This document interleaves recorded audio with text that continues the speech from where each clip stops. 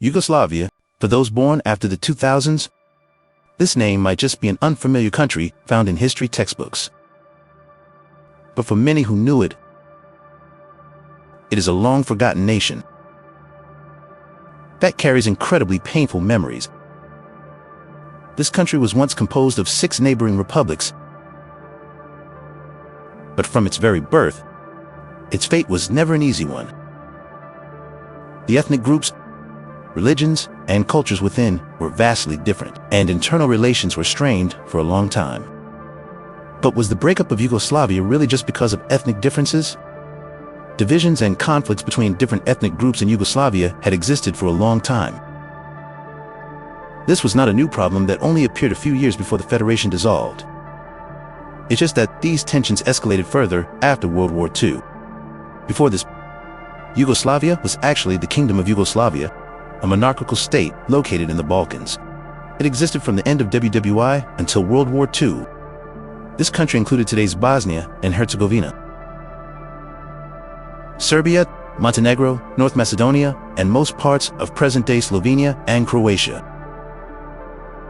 After the kingdom, Yugoslavia briefly became a democratic federation.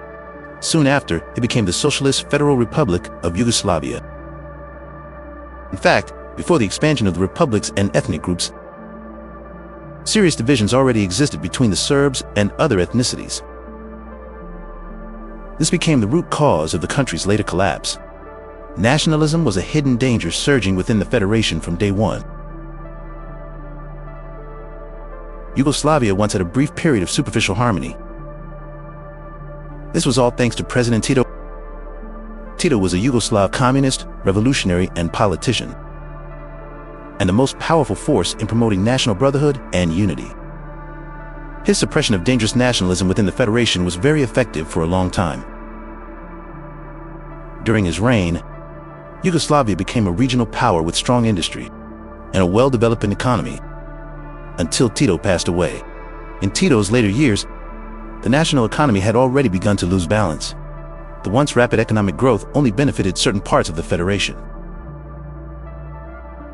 Despite Tito's advocacy for ethnic friendship, he also granted too much autonomy to the individual republics. As the Tito era ended, the entire Federation was sinking into a severe economic crisis. Yugoslavia was burdened with massive debt. Coupled with block trade with the West, past economic achievements quickly vanished. This further exacerbated ethnic divisions. The southern regions of the Federation were considered economically backward and lacking in vitality, while Slovenia and Croatia were relatively developed. The conflict between the two sides grew deeper as new challenges emerged. Combined with the death of the president who fought to maintain unity, ethnic division became the core issue of Yugoslavia. One major reason was that the borders of each republic were not strictly drawn along ethnic lines. Different ethnic groups lived within the same borders, and each had strong nationalist sentiments. To make matters more complex, 2 autonomous provinces, Kosovo and Vojvodina, were established within Serbia, making the situation even worse. When protests broke out in the late 1980s, Serbs demonstrated throughout Serbia and the autonomous provinces against the majority Albanian population in Kosovo. The Serbian leader Slobodan Milosevic was initially expected to maintain unity, but instead he incited Serbian resentment toward the Albanians and pushed to weaken the autonomy of Kosovo and Vojvodina. After a series of protests known as the Anti-Bureaucratic Revolution Rallies of Truth, Milosevic's supporters overthrew the governance of the 2 autonomous provinces, allowing his allies to take power. In January 1989,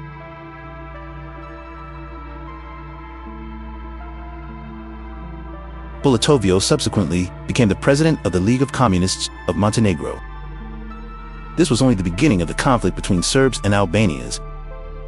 Croatia and Slovenia also intervened in the Kosovo dispute, supporting the Albanians, which greatly angered Serbia.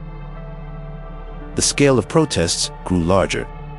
and military and police forces were sent to suppress them. Moreover, Kosovo wanted to become the seventh republic of the Federation. In 1989, the then Yugoslav president Raif Dizderevic tried to soothe the public with a speech for peace, calling for unity. Although the speech was it failed to stop the protests. A big reason was that Serbia believed the actions of Kosovo Albanians were the root of the ethnic conflict. The lines of division had become very clear. Serbia against the Albanians, Croatia, Slovenia, and even the leaders of Bosnia and Herzegovina. The conflict was far from over.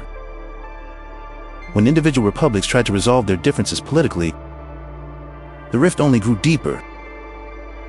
Yugoslavia was forced to adopt a multi-party system, which further intensified nationalist sentiment within the Federation. This further aggravated ethnic tensions, because every republic had its own ethnic minorities. For example, the 12.2% Serb population in Croatia suddenly felt threatened by anti-Serb national sentiment.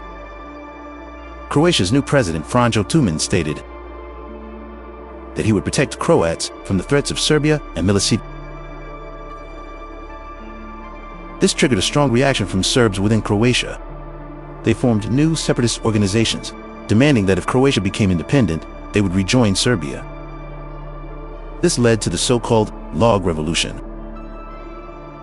Serbs in Croatia tried to seize control of towns where they were the majority and requested support from the Federal Army.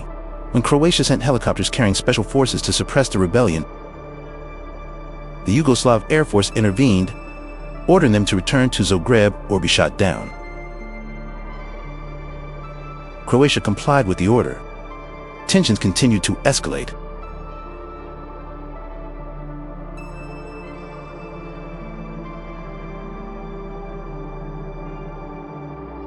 Macedonia became independent in September. In 1992, Bosnia and Herzegovina became independent. The Republic of Srpska soon besieged the capital, Sarajevo. The Yugoslav wars entered a new phase. The powerful federation, once composed of 6 republics, now only consisted of Serbia and Montenegro. Yugoslavia disintegrated rapidly, with no possibility of recovery. In addition to ethnic disputes and the outbreak of war, economic collapse also accelerated the Federation's demise. But no factor was clearer or more fatal than ethnic division. It was this that threw the dying Federation into total chaos,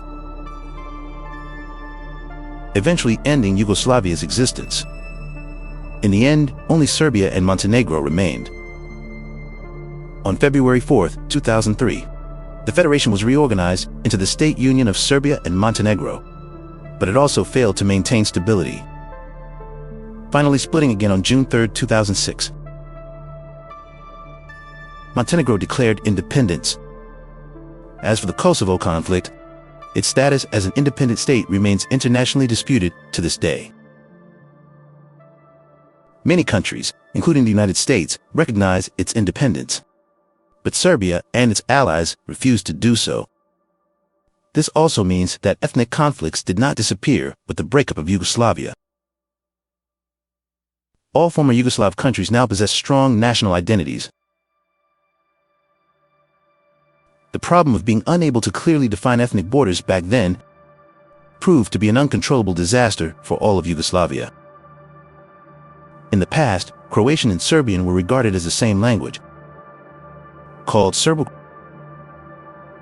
But now, because language is so tightly bound to national identity, people tend to separate Serbian and Croatian, recognizing that both have differences in vocabulary, grammar, and pronunciation. Their writing systems are also different. Serbia uses both Cyrillic and Latin alphabets, while Croatia uses only the Latin alphabet. Even so, they can still understand each other. They are essentially just different dialects.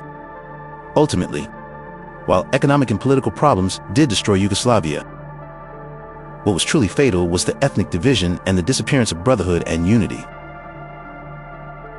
Hopefully, from this history, we can all understand that diversity itself is a strength, but it must be nurtured together. We must never repeat the mistakes of Yugoslavia.